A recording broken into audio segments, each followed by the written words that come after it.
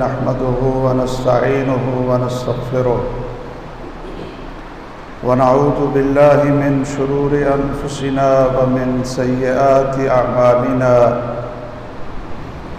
من يهده الله فلا مضل له ومن يضلل فلا هادي له وأشهد أن لا إله إلا الله وحده لا شريك له وأشهد أن محمدًا عبده ورسوله صلى الله تعالى عليه وآله وسلم أما بعد فأعوذ بالله من الشيطان الرجيم واعلموا أنما أموالكم وأولادكم فتنة وأن الله عنده أجر عظيم۔ محترم و مکرم سامعین، ہر انسان کی شادی کے بعد سب سے بڑی خواہش یہ ہوتی ہے کہ اللہ ذو الجلال اس کو اولاد نصیب فرمائے، اور یہ تمنا، یہ دعائیں، یہ خواہش انبیاء علیہ السلام بھی کرتے تھے، اور ہر انسان اس کے لیے دعائیں بھی کرتا ہے اور اس کی تمنا بھی کرتا ہے، اس لیے کہ اولاد اللہ تعالیٰ کی بہت بڑی نعمت ہے، اور جو لوگ اولاد سے محروم ہوتے ہیں وہ اپنے آپ کو لاوارث ہی سمجھتے ہیں، اور ان کی زندگی بڑی کٹھن ہو جاتی ہے، اور وہ اپنے آپ کو محروم سمجھتے ہیں کہ ہم اس بہت بڑی نعمت سے محروم رہے۔ اس لیے سب سے پہلے ہمیں اللہ ذو الجلال سے نیک اولاد کی دعا کرنی چاہیے۔ سیدنا ابراہیم علیہ السلام بھی بڑھاپے میں پہنچ گئے اور ابھی تک ان کی اولاد نہیں تھی، تو پھر وہ اللہ تعالیٰ سے دعائیں مانگتے رہے، رب ہب لی من الصالحین، کہ اے میرے پروردگار مجھے نیک اولاد نصیب فرما۔ اور اسی طرح زکریا علیہ السلام، وہ بھی بڑھاپے میں تھے، اور انہوں نے بھی بڑی گریہ زاری کے ساتھ اللہ ذو الجلال سے دعا مانگی، کہا رب انی وہن العظم منی، اے اللہ میری ہڈیاں کمزور ہو گئی ہیں، واشتعل الرأس شیبا، اور میرے سر کے بال یہ سفید ہو گئے ہیں،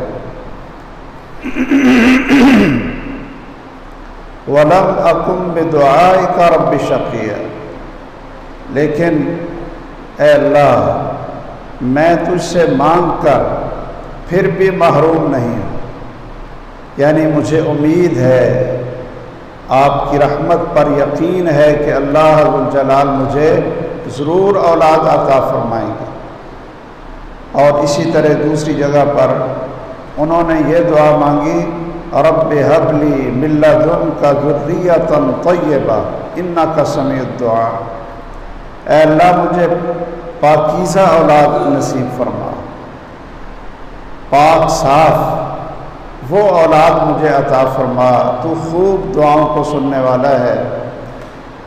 تو اس سے ایک تو یہ پتہ چلتا ہے کہ کتنا بڑا پیغمبر ہو، اللہ کے خلیل ہوں، اللہ کے دوست ہیں، سیدنا ابراہیم خلیل اللہ ہیں، لیکن وہ خود اپنی اولاد پر قادر نہیں ہے، 80 سال کی عمر تک اولاد نہیں ملی، تو خود وہ اپنی اولاد پیدا کرنے پر، اولاد دینے اور لینے پر ان کو طاقت نہیں ہے،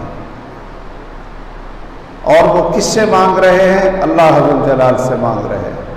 تو پتہ کیا چلا کہ اولاد اگر دیتا ہے تو صرف اللہ دیتا ہے، اللہ ذوالجلال کے علاوہ کسی کے ہاتھ میں کچھ بھی نہیں۔ اولاد اللہ تعالیٰ قرآن مجید میں فرماتے ہیں للہ ملک السماوات والارض، زمین و آسمان کی بادشاہت یہ اللہ کے ہاتھ میں ہے۔ یہب لمن یشاء اناثا ویہب لمن یشاء الذکور، جس کو چاہتا ہے بیٹیاں دے دیتا ہے اور بیٹے نہیں دیتا، آپ نے کئی دیکھے ہوں گے، اور جس کو چاہتا ہے بیٹے دے دیتا ہے بیٹیاں نہیں دیتا۔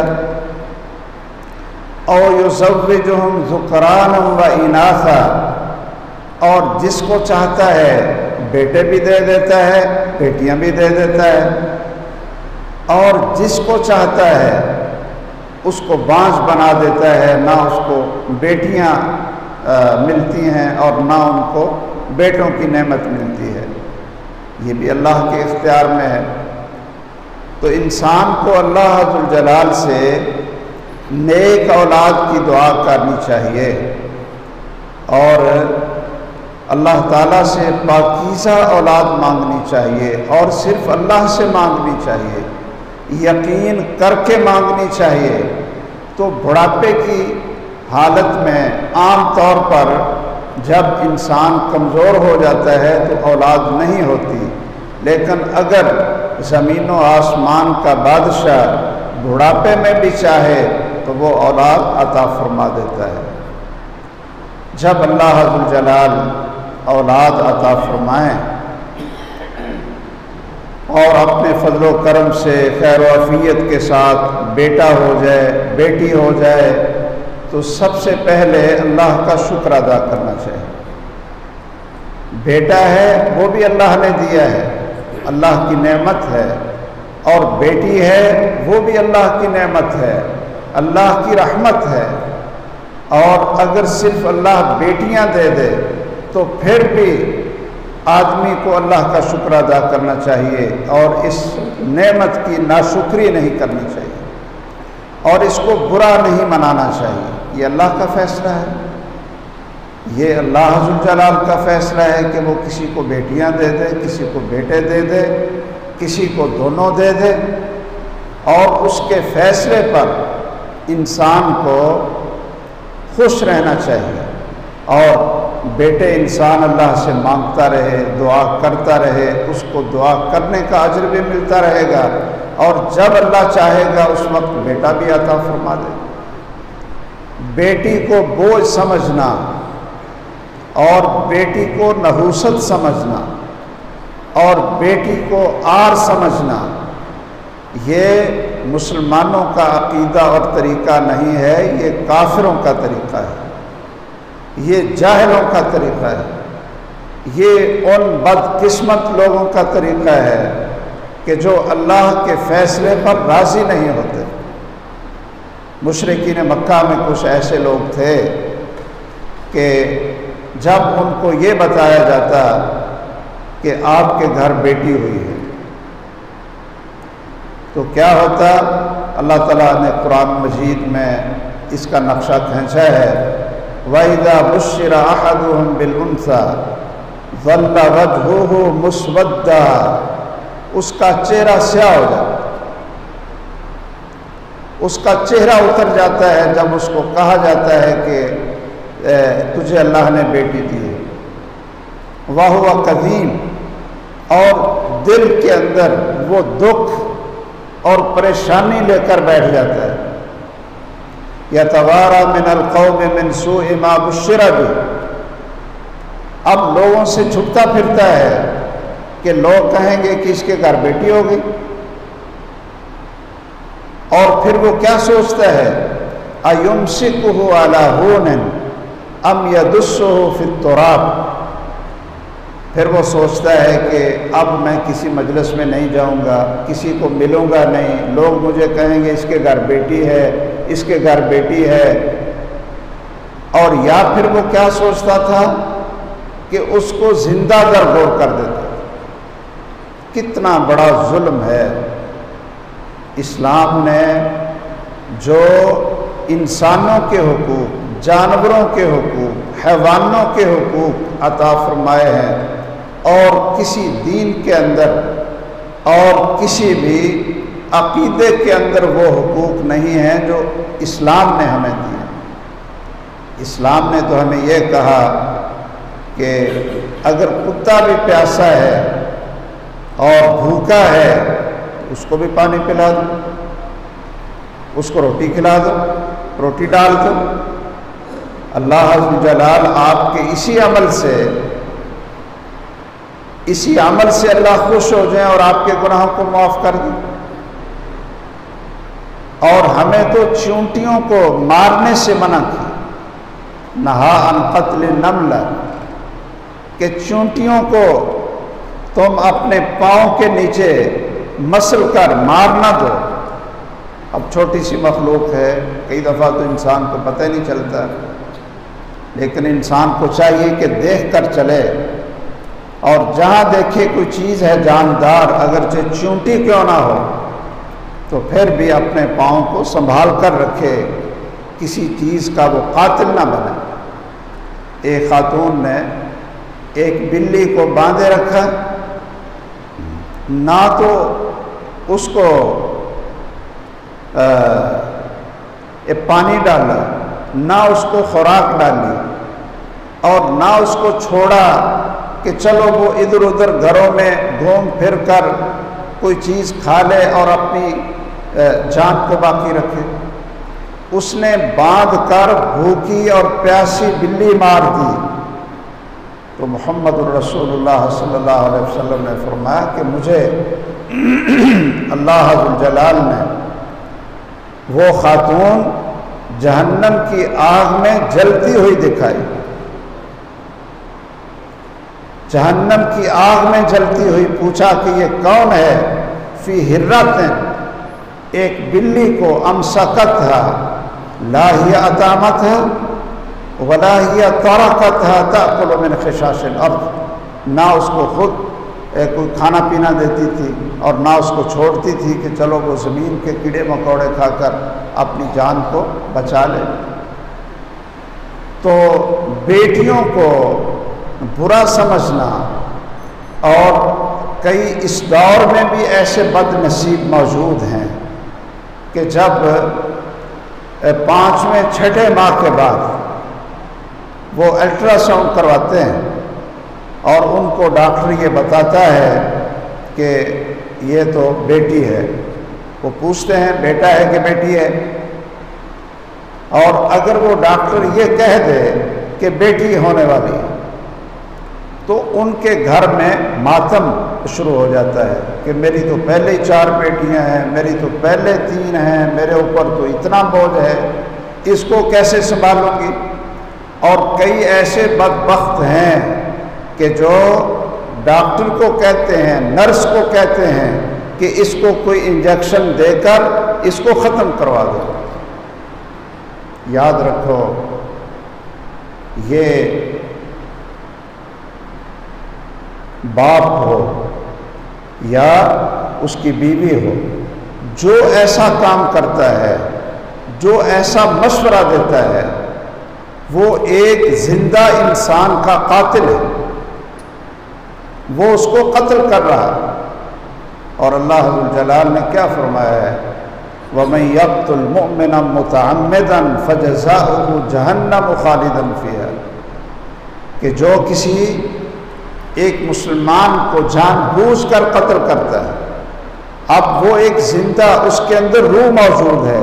شاید آپ حضرات جانتے ہیں کہ جب 4 مہینے کا حمل مکمل ہو جاتا ہے تو اللہ ذو الجلال فرشتے کو بھیجتے ہیں اور اس کے اندر اللہ تعالیٰ کا فرشتہ روح پھونک دیتا ہے، اور وہ پیٹ کے اندر سانس بھی لیتا ہے، وہ بچہ حرکت بھی کرتا ہے، کبھی ادھر کبھی ادھر، پانی میں جو اللہ نے نظام رکھا ہے اس میں تیرتا ہے، اور اس کے اعضاء پورے ہو چکے ہوتے ہیں۔ وہ ایک زندہ انسان ہے جس طرح ہمارے اندر روح ہے، اس کے بعد اس کو ضائع کروانا یہ اس کا قتل ہے، اور اس کی جو سزا اللہ نے رکھی ہے وہ جہنم ہے، اور ہمیشہ اس میں رہے گا۔ اللہ کی اس پر لعنت ہے اور اس کے لیے بہت بڑا عذاب ہے۔ اس لیے آپ لوگوں کو بتائیں، اپنے خاندان میں بتائیں کہ اگر پتہ چل جاتا ہے کہ یہ بیٹی ہے تو پھر آپ خوش ہوں، اللہ کی رحمت ہے، اور وہ اپنی قسمت لے کر آتی ہے۔ اللہ تعالیٰ قرآن مجید میں فرماتے ہیں لا تقتلوا اولادکم خشیۃ املاق، کہ تم اپنی اولاد کو بھوک کے ڈر سے کہ ہم کھلائیں گے کہاں سے، اس وجہ سے اپنی اولاد کو قتل نہ کرو۔ نحن نرزقکم وإیاہم، یہ ہم تمہیں رزق کون دیتا ہے؟ اگر ہم تمہیں دیتے ہیں تو کیا ہم ان کے دینے پہ قادر نہیں ہیں؟ تو اس لیے بیٹا ہو بیٹی ہو الحمدللہ پڑھیں اور خوشی کا اظہار کریں اور مبارکباد دیں۔ بعض تابعین سے یہ دعائیں ثابت ہیں کہ جب کسی کو اللہ بیٹا یا بیٹی عطا فرمائے تو آپ کہیں بارک اللہ لک فی الموہوب لک وشکرت الواہب وبلغ اشدہ ورزقت برہ، اور یا یہ دعا کر دو کہ جعلہ اللہ برا تقیا صالحا، برا تقیا صالحا نافعا للاسلام والمسلمین۔ آپ کوئی بھی دعائیہ کلمات اس بیٹے اور بیٹی کے لیے کہو کہ اللہ اس کو نیک بنائے، زندگی والا بنائے، زندگی والی بنائے، اور اللہ الجلال اس کو متقی اور صالح بنائے، اسلام اور مسلمانوں کے لیے اس کو مفید بنائے، والدین کی آنکھوں کی ٹھنڈک بنائے، اور والدین کے لیے اس کو اللہ الجلال صدقہ جاریہ بنائے۔ تو آپ اللہ کے شکر کے کلمات کہیں اور خوشی کا اظہار کریں اور اس کے لیے دعائیں دیں اور مبارکباد ان کو پیش کریں، خواہ بیٹی ہو یا بیٹا۔ اور اگر کوئی ناراض ہوتا ہے بیٹی کی مبارکباد سے تو اس کو سمجھاؤ کہ بھائیو یہ طریقہ کافروں کا ہے، یہ طریقہ مسلمانوں کا نہیں ہے، بلکہ محمد الرسول اللہ صلی اللہ علیہ وسلم کو بھی اللہ نے 4 بیٹیاں عطا فرمائی تھیں، اور بیٹے بھی دیے لیکن بچپن میں فوت ہو گئے۔ 4 بیٹیاں بڑی ہوئیں، اور جتنا اجر اور ثواب اور جنت اللہ نے رکھی ہے بیٹی کو پالنے پر، اتنا اجر اور ثواب بیٹے کو پالنے پر نہیں رکھا۔ یہ اسی لیے رکھا ہے کہ تاکہ ہم خوش ہوں۔ رسول اللہ صلی اللہ علیہ وسلم فرماتے ہیں کہ جس شخص کو اللہ نے 3 بیٹیاں دی ہوں، 2 بیٹیاں دی ہوں یا 1 بیٹی دی ہو، فَأَدَّبَهُنْ اور فَأَدَّبَهَا وَعَلَّمَهَا وَأَحْسَنَ تَعْلِيمَهَا، وہ اس کو پالتا ہے، اس کو پڑھاتا ہے، اس کو تعلیم دیتا ہے، تو پھر کیا ہوگا؟ كُنَّ لَهُ حِجَابًا مِّنَ النَّارِ، کہ یہ بیٹیاں اس کے لیے جہنم کے اور اس کے درمیان دیوار بن جائیں گی، اور اس بندے کو اللہ ذوالجلال جہنم میں نہیں جانے دیں گے کہ اللہ نے ان کو بیٹیاں دی تھیں اور اس نے خوشی کے ساتھ ان کو پالا ہے۔ تو بیٹی تو اللہ کی رحمت ہے۔ تو بیٹا ہو بیٹی ہو تو آپ اللہ کا شکر ادا کریں، اور دعائیں بھی اللہ سے یہی کیا کریں کہ اللہ نیک اولاد نصیب فرمائے، بیٹا دے، بیٹی عطا فرمائے، اور جب بچہ پیدا ہو جائے تو پھر اس کا اچھا نام رکھیں، اچھا نام رکھیں۔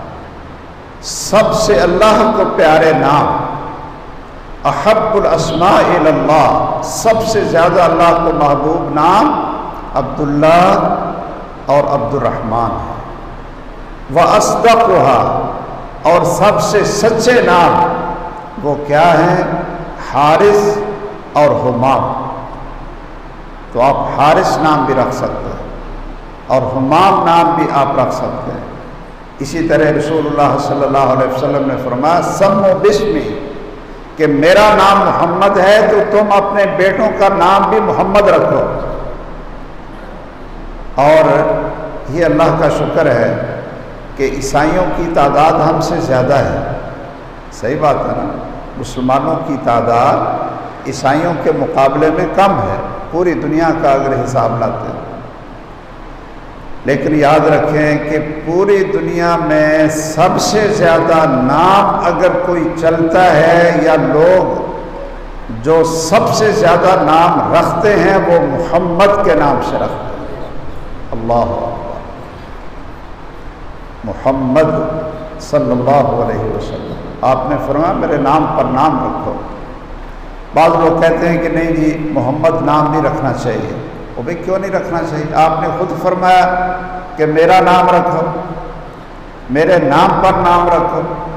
اور کئی لوگ کہتے ہیں جی فلاں نام بھارا ہے، فلاں ایسا ہے۔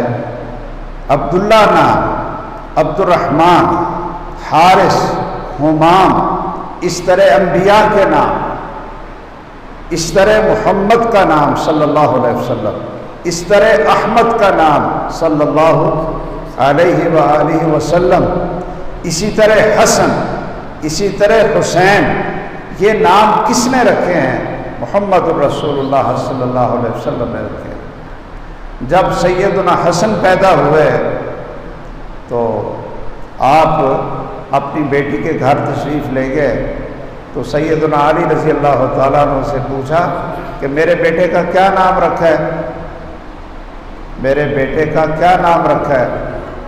تو وہ چونکہ بڑے جنگجو اور بڑے بہادر آدمی تھے سیدنا علی مرتضیٰ رضی اللہ تعالیٰ عنہ، تو وہ کہنے لگے کہ میں نے اپنے بیٹے کا نام حرب رکھا ہے۔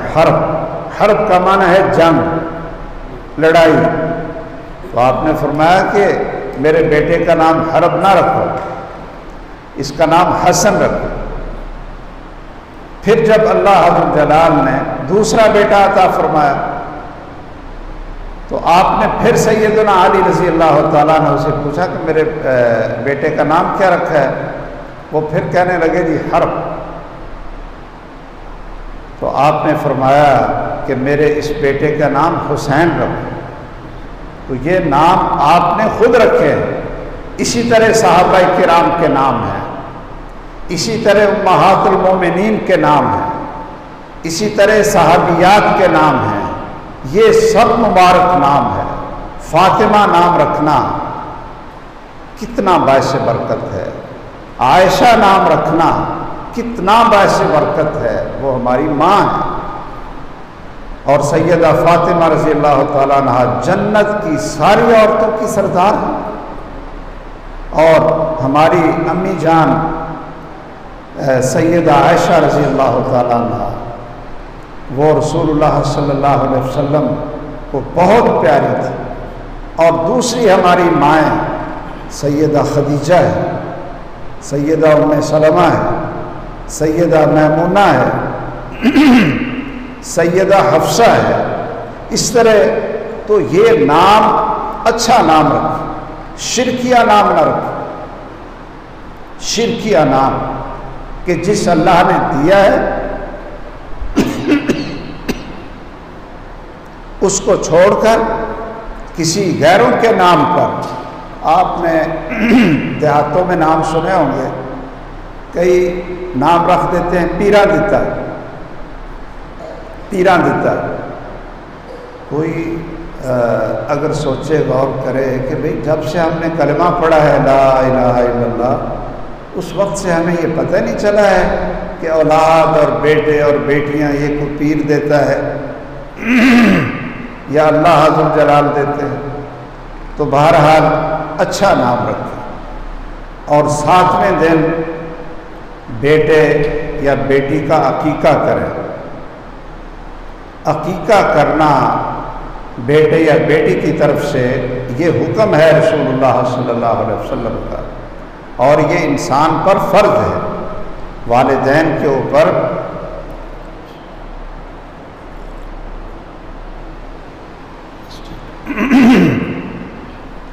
والدین کے اوپر یہ ضروری ہے کہ اگر اللہ نے اس کو استطاعت دی ہو تو پھر وہ بیٹے یا بیٹی کی طرف سے وہ عقیقہ کرے، 7ویں دن کر لے۔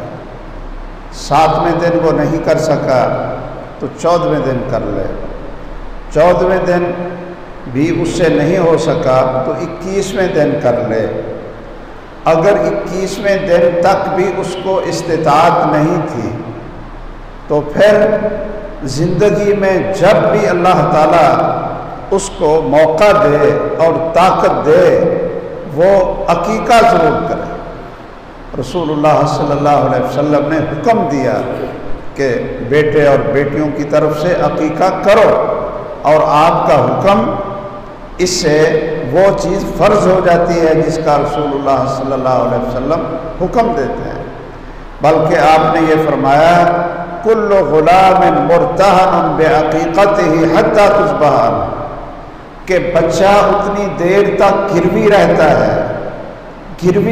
ہے، آپ اس کا گروی ہونا چھڑا نہیں سکتے جب تک اس کی طرف سے آپ عقیقہ ذبح نہ کر لیں۔ حتی تصبح عنہ، 6 مہینے کے بعد اگر طاقت ہے، 2 سال کے بعد اگر طاقت ہے تو عقیقہ ضرور کریں۔ کئی بھائیوں کو دیکھا ہے کہ وہ مٹھائی پہ بڑے پیسے لگا دیتے ہیں، لیکن جب عقیقے کی باری آتی ہے تو کہتے ہیں جی ہمیں تو پتہ ہی نہیں تھا کہ اس کی اتنی اہمیت ہے، یا کہتے ہیں جی ہمارے پاس تو پیسے ہی نہیں ہیں۔ اور اگر بالفرض بچے کو پتہ چل جائے کہ والدین نے میری طرف سے عقیقہ نہیں کیا تو پھر اس کو چاہیے کہ جب وہ بالغ ہو جائے اور اللہ تعالیٰ اس کو طاقت دے تو وہ اپنی طرف سے عقیقہ کرے، اپنا عقیقہ وہ خود کرے۔ چنانچہ مسند امام احمد میں یہ حدیث مبارک ہے کہ عق رسول اللہ صلی اللہ تعالی علیہ وسلم عن نفسہ بعد ما بعث، کہ رسول اللہ صلی اللہ علیہ وسلم نے اپنی طرف سے عقیقہ کیا نبی بننے کے بعد۔ جب آپ کو اللہ نے رسول بنا دیا، 40 سال کے بعد ختم نبوت کا تاج اللہ نے آپ کے سر پر رکھ دیا اور آپ خاتم النبیین بن گئے، تو 40 سال کے بعد رسول اللہ صلی اللہ علیہ وسلم نے عق عن نفسہ، اپنی طرف سے عقیقہ کیا، جیسا کہ شیخ البانی رحمہ اللہ نے سلسلہ صحیحہ میں اس حدیث کو ذکر کیا ہے۔ تو ایک تو عقیقے کا اہتمام کرنا چاہیے، اور آپ خطبوں میں درسوں میں لوگوں کو اس کی ترغیب دیں۔ رسول اللہ صلی اللہ علیہ وسلم نے سیدنا حسن کی طرف سے، سیدنا حسین کی طرف سے عق عن الحسن والحسین کبشین، سیدنا حسن کی طرف سے سیدنا حسین رضی اللہ تعالی عنہما، ان دونوں کی طرف سے 2 چھترے کیے تھے، 2 چھترے کیے تھے۔ تو بیٹے کی طرف سے 2 بکرے یا 2 چھترے یا 2 بکریاں یا 2 بھیڑیں، دمبے جسے کہتے ہیں آپ، یا چھترے جسے آپ کہتے ہیں، نر ہو یا وہ مادہ، اور بیٹی کی طرف سے 1۔ اور یہ بھی یاد رکھیں کہ چھترے اور بکرے کے علاوہ اور کسی جانور کا عقیقہ نہیں ہوتا۔ بعض بھائی یہ سمجھ لیتے ہیں کہ جی ایک جان دینی ہے، یعنی عقیقے میں ایک جان کے بدلے جان دینی ہے۔ تو میرے بھائیو، جان تو آج کل آپ یہ برائڈر لے آئیں، مرغی لے آئیں، کوئی چڑیا پکڑ لیں اور آپ کہیں جی یہ جان کے بدلے ہم جان دے رہے ہیں۔ رسول اللہ صلی اللہ علیہ وسلم نے نام لے کر کہا ان الغلام شاتان وعن الجاریۃ شاتن، کہ بیٹے کی طرف سے 2 بکرے یا 2 چھترے اور بیٹی کی طرف سے 1 بکرا یا 1 چھترا۔ بلکہ ہماری امی جان سیدہ عائشہ رضی اللہ تعالیٰ عنہ، ان کے ہاں اللہ نے ان کو بھتیجا دیا، ان کے بھائی عبد الرحمن تھے، عبد الرحمن بن ابی بکر، تو اللہ نے ان کو بیٹا دیا، تو وہ اونٹ لے آئے۔ وہ جو گھر والے تھے نا، وہ بیٹے کی طرف سے عقیقے کے لیے اونٹ لے آئے۔ تو ہماری امی جان سیدہ عائشہ رضی اللہ تعالیٰ عنہ نے اونٹ دیکھا تو پوچھا یہ اونٹ کس لیے لائے ہو؟ وہ کہنے لگے جی عقیقے کے لیے۔ تو فرمانے لگی انا للہ استغفر اللہ، یہ تم اونٹ لے آئے؟ سمعت رسول اللہ صلی اللہ تعالیٰ علیہ وسلم یقول، میں نے تو پیارے محمد الرسول اللہ صلی اللہ علیہ وسلم سے ان کانوں سے سنا تھا، آپ نے فرمایا تھا ان الغلام شاتان وان الجاریت شاتن، کہ بیٹے کی طرف سے یا بیٹی کی طرف سے دو بکرے یا ایک بکرا۔ آپ نے تو بکروں کا نام لیا ہے اور تم یہ اونٹ لے آئے، ان کو روک دیا۔ تو اس سے پتہ چلا کہ بکرے اور چھترے کے علاوہ کوئی اور کسی چیز کا عقیقہ نہیں ہوتا۔ اور اچھا نام رکھیں، اور 7ویں دن اس کے جو سر کے بال ہیں جس کو آپ چانڈ کہتے ہیں وہ آپ اتروائیں اور اس کا وزن کریں۔ اس کا وزن کر کے جتنا وزن بنتا ہو اتنے وزن کی چاندی اللہ کے راستے میں صدقہ کریں۔ اگر چاندی پاس نہیں ہے اتنی مقدار کی تو پھر آپ اس کی قیمت پوچھ لیں کسی زرگر سے، یا اخبار میں دیکھ لیں، آج کل تو نیٹ پہ بھی لوگ دیکھ لیتے ہیں کہ بھئی چاندی کا ریٹ کیا ہے، سونے کا ریٹ کیا ہے، فلاں کا ریٹ کیا ہے۔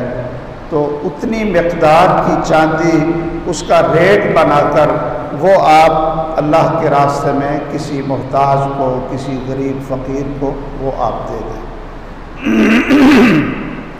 میں اختصار کے ساتھ ایک دو اور باتیں بھی عرض کرتا ہوں۔ ہاں ایک بات رہ گئی کہ کان میں اذان کہنے کے بارے میں، اس کے بارے میں رسول اللہ صلی اللہ علیہ وسلم سے ایک حدیث وہ جامع ترمذی کے اندر موجود ہے، اور امام ترمذی رحمہ اللہ نے اس حدیث کو صحیح کہا، امام ترمذی نے اس کو صحیح کہا، اور بعض اور بھی دوسرے علماء نے بھی اس کو صحیح کہا ہے۔ ہمارے استاد گرامی حافظ عبد المنان صاحب نور پوری رحمہ اللہ، وہ بھی اس حدیث کو صحیح کہتے تھے، اور اس لیے کان میں اذان کہنا یہ رسول اللہ صلی اللہ علیہ وسلم کی اس حدیث کے اندر موجود ہے۔ اور بعض ہمارے علماء کی یہ بھی تحقیق ہے کہ یہ روایت صحیح نہیں ہے، ضعیف ہے، اس لیے وہ کہتے ہیں کہ اذان کہنے کی ضرورت نہیں، ہر بچہ فطرت اور اسلام پر ہی پیدا ہوتا ہے، مسلمان ہی ہے۔ لیکن اگر آپ اس چیز پر عمل کرتے ہیں اور آپ کی تحقیق یہ ہے، آپ کے عالم نے آپ کو یہ بتایا ہے کہ اذان کہنی چاہیے، تو یہ بات آپ یاد رکھ لیں کہ اذان کہنے کا ذکر تو اس حدیث کے اندر موجود ہے، لیکن اقامت کا ذکر کسی بھی حدیث کے اندر موجود نہیں ہے، صرف اذان کا ذکر موجود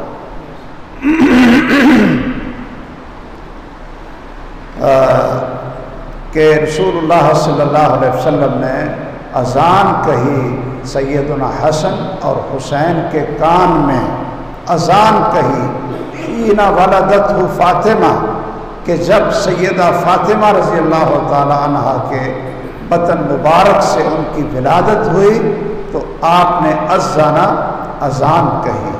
تو احادیث میں صرف اذان کا ذکر ہے، باقی جن روایات میں اقامت کا ذکر ہے وہ موضوع روایات، من گھڑت روایات، اور ان کو کوئی بھی عالم ان روایات کو صحیح نہیں کہتا، تو صرف اذان آپ دے سکتے ہیں، اقامت کا کسی حدیث میں ذکر نہیں ہے۔ اور پھر بچوں کی جو نشو و نما ہے، بیٹا ہو یا بیٹی ہو، ان کی نشو و نما، ان کو پالنا، اچھی خوراک خود کھانی چاہیے ماں کو، ماں کی اچھی خوراک کا بندوبست کرنا چاہیے تاکہ اس کے دودھ پر اس کی اولاد پلے۔ 2 سال تک اللہ کا حکم ہے کہ مائیں اپنے بچوں کو 2 سال پورا 2 سال دودھ پلائیں۔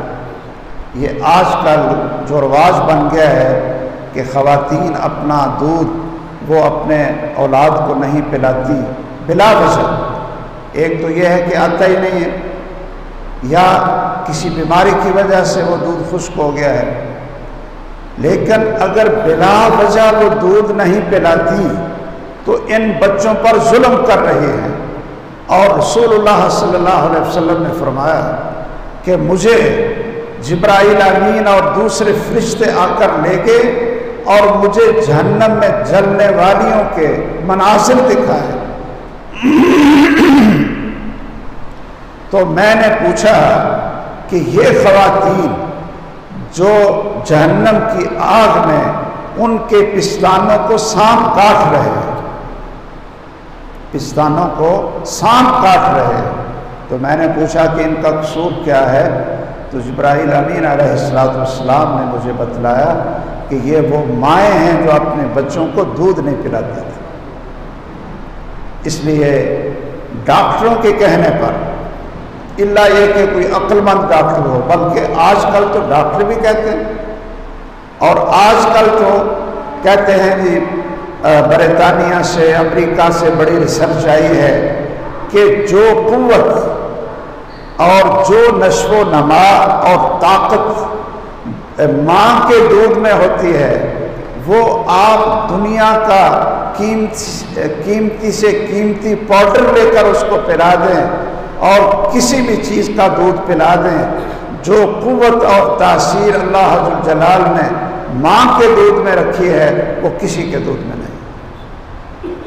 اس لیے ماں کو چاہیے کہ اپنا دودھ پلائے، اور اگر ماں کا دودھ نہیں آ رہا تو پھر اس بچے کی خالہ ہے، اس کا بھی بچہ ہے، اس کی خوراک بہتر کریں اور وہ دونوں کو دودھ پلا دے۔ اسی طرح اس کی پھوپھی ہے، اس کی بہن ہے، یا اسی طرح کوئی اور خاتون ہے، بچہ پیدا ہوا تھا اور وہ بچ نہیں سکا لیکن اس کو دودھ آیا ہے، تو آپ اس خاتون کا دودھ اس کو پلا دیں۔ یہ آپ کو پتہ ہے کہ عرب کے اندر یہی رواج تھا کہ جو یعنی جن کو دایا یا آیا کہتے تھے، وہ جنگلوں سے آتی تھی اور شہر میں آتی تھی اور پوچھتی تھی کہ کسی کے ہاں بچہ اگر ہے اور وہ دودھ پلوانا چاہتے ہیں تو ہم حاضر ہیں۔ تو آپ کو پتہ ہے کہ سید کائنات محمد الرسول اللہ صلی اللہ علیہ وسلم ایسی خاتون کے نصیب میں آئے، اللہ اکبر، جن کا نام کیا تھا؟ حلیمہ سعدیہ، حلیمہ سعدیہ۔ دوسری خواتین نے یہ سمجھ کر کہ اس کے سر پہ تو باپ نہیں تو ہمیں کیا ملے گا، وہ آپ کو چھوڑ گئی، وہ چھوڑ گئی کہ دادا ہے اور پتہ نہیں دادا کچھ دے گا نہیں دے گا، یا چاچے ہیں تو باپ تو سر پہ نہیں ہے اور گھر بھی کوئی اتنا امیر نہیں ہے، لیکن یہ اللہ نے یہ سعادت لکھی تھی حلیمہ سعدیہ کے نام کہ اس کے دودھ پر اس کائنات کا سب سے عظیم ترین انسان، اس کی نشو و نما اور بچپن اس کا پلے گا تو حلیمہ سعدیہ کے دودھ پر پلے گا۔ آپ کی ماں کا نام آمنہ تھا، امن والی۔ آپ کو کس نے جنا؟ امن والی نے، آمنہ۔ باپ کا نام عبداللہ تھا، اور جو آپ کو دودھ پلایا گیا وہ حلم اور سعادت کا دودھ۔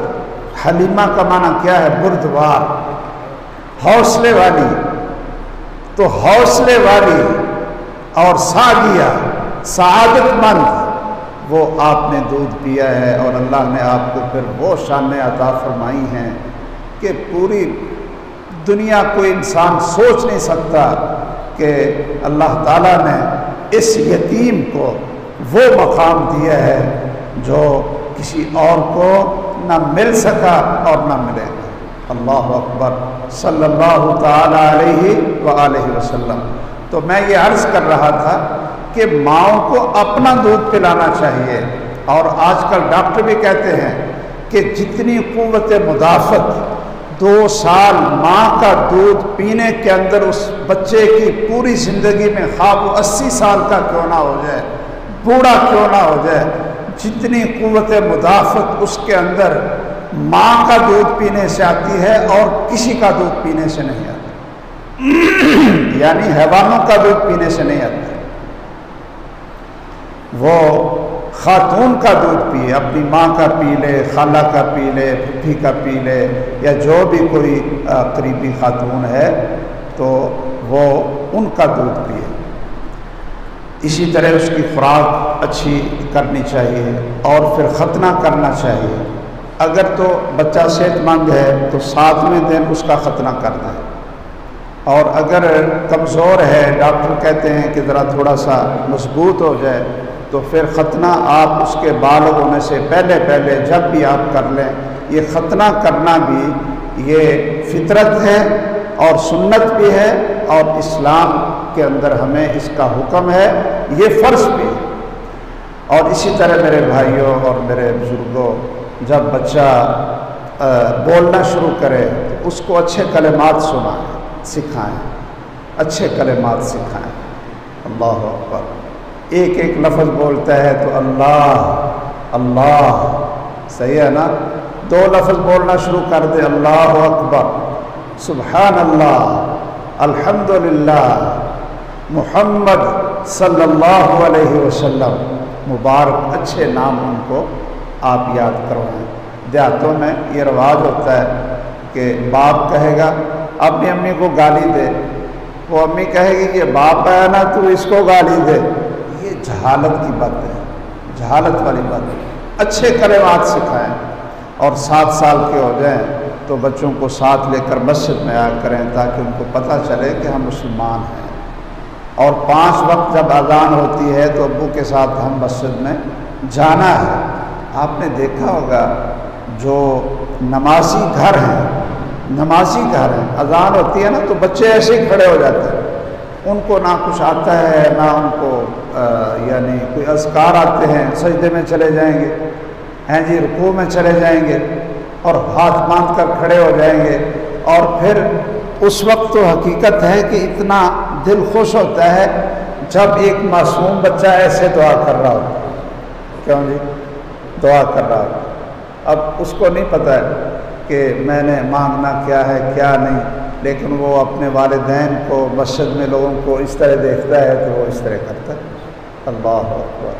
تو بچوں کی اچھی تربیت کرنی چاہیے، اور یاد رکھیے سب سے قیمتی دولت انسان کی اولاد ہے۔ اس کے لیے انسان اپنے گھر بیچ دیتا ہے، بلکہ ایسے بھی دیکھے ہوں گے اپنا گردہ بیچ دیتا ہے کہ میں نے اپنے بیٹے کا علاج کروانا ہے، کیوں جی؟ اپنا گردہ بیچ دیتا ہے۔ مائیں اپنی جان قربان کر دیتی ہیں اپنے بیٹے پر اور اپنی بیٹی پر، اس لیے ان کی اچھی تربیت کرنی چاہیے۔ ان کو نماز، دین، قرآن مجید، رسول اللہ صلی اللہ علیہ وسلم کی سنت، رسول اللہ صلی اللہ علیہ وسلم کی محبت، یہ ان کو سکھانی چاہیے۔ اچھے عادات سکھانے چاہیے۔ جب وہ کھانا شروع ہو جائے تو پھر یہ کوشش کریں کہ اس کو دائیں ہاتھ میں چیز پکڑائیں۔ کس ہاتھ میں پکڑائیں؟ دائیں ہاتھ میں، ورنہ بچے کے تو ہاتھ میں جو بھی آئے گا وہ اس طرح منہ میں ڈال لے گا، اور آپ کہیں نہیں بیٹا یہ ہاتھ آ گیا، دائیں ہاتھ سے کھلائیں، دائیں ہاتھ سے پلائیں، تاکہ اس کی بھی یہ عادت بن جائے۔